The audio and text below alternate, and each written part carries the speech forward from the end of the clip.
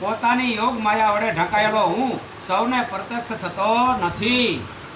એને પ્રગટ કરવા માટે અહીંયા પાણી છે, પણ કાઢવું હોય તો કાંઈક તરીકો કરવો પડે. પાણી આપણે ફળિયામાં છે, નોબલ જોતો કાં દાર પડાવવો પડે, કાં કવો કરવો તો એનીમાંથી કચરો પડ્યો ને એ 30-40 ફૂટ 50 ફૂટ કાઢે હોય, કચરો કાઢે તરીકાથી. એમાં જે હથિયાર ધોવાઈ લઈને તો પાણી છે.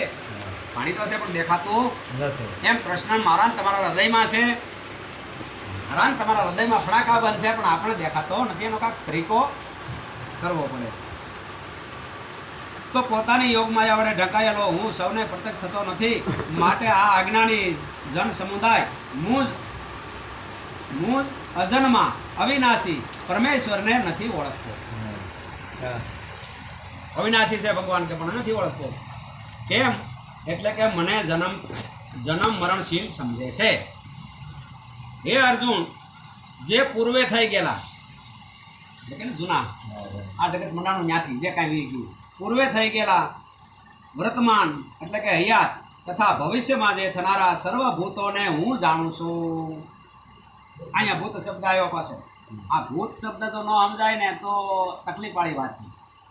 ભૂત શરૂઆતમાં વહી ગયા ઈવડાઈ અગ્નિ, વાયુ, પવન ને પૃથ્વી, આકાશ, 5 તત્વ જે આપીને બન્યું શરૂઆતમાં, એ ભૂતની વાત છે. ભૂત એટલે ટૂંકમાં આપણી ભાષામાં શરીર.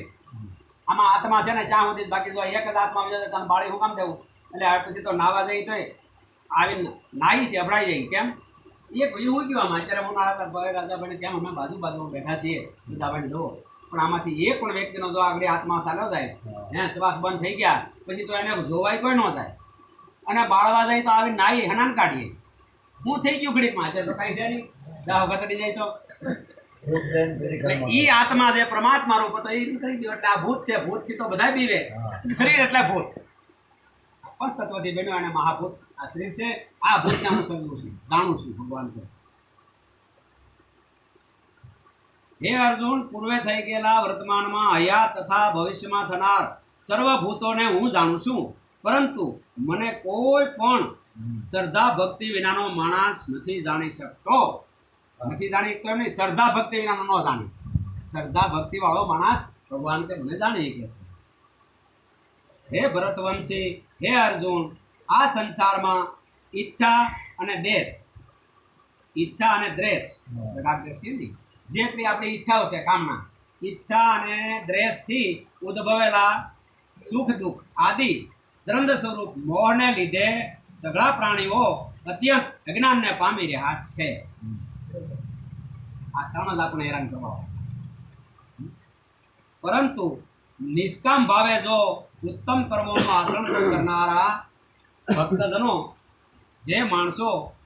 જે માણસોનું પાપ નષ્ટ થઈ ગયું છે, એ રાગ દ્વેષ જનિત દ્વંદ્વ સ્વરૂપ મોહથી મુક્ત થયેલા દ્રઢ નિશ્ચય ભક્તો મને સર્વ રીતે ભજે છે.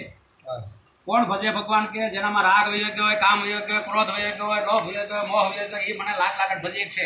જ્યાં સુધી આવી ઈચ્છા ઉપડી ત્યાં સુધી ભગવાન, ઈચ્છા પડી ત્યાં દેવતાને ભજીએ છીએ આપણે. જેવો મારે શરણે થઈને જરા અને મરણમાંથી છૂટવા માટે પ્રયત્ન કરે છે, એ માણસો એ બ્રહ્મને એટલે કે સમગ્ર આધ્યાત્મને તેમજ સંપૂર્ણ કર્મને ઓળખી લે છે. જેવો મારે શરણે થઈને એટલે મારું ભજન કરતા મારે શરણે થઈને જરા અને મરણથી છૂટવા માટે જો પ્રયત્ન કરે છે કોઈ માણસ, તો એ કર્મને ઓળખી લે છે. જે માણસો અધિભૂત અને અધિદેવ સહિત તેમજ અધિયજ્ઞ સહિત સૌના આત્મ સ્વરૂપ મને અંતકાળે ઓળખી લે છે, એ મારામાં ચિત્ત પરોવેલા માણસો મને જ ઓળખી લે છે, એટલે કે મને પામી જાય છે. તો ભગવાન કહે છે કે મારું ભજન એકનું કરતાં કરતાં જો કોઈ માણસ જે ભાવમાં પણ મારું જ એક ચિંતન કરતો જાય તો છેલ્લે મરણ સમયે પણ એની સામે હું આવીશ, અથવા એને મારી સિવાય કાંઈ છે નહીં એટલે એને સામે મરતી વેળાએ હું દેખાય. અને જેને મરતી વેળા કૃષ્ણનું નામ છેલ્લે ભગવાન સ્મરણ થઈ ગયું એ ભગવાનને પામી જાય છે છેલ્લે. વચમાં તો ગમે એટલું કરવા વચમાં ભૂલી ગયા તો એ તો બધું ફેલ થાય. આનું ભગવાનનું કહેવું છે. ઓમ તત્સદી.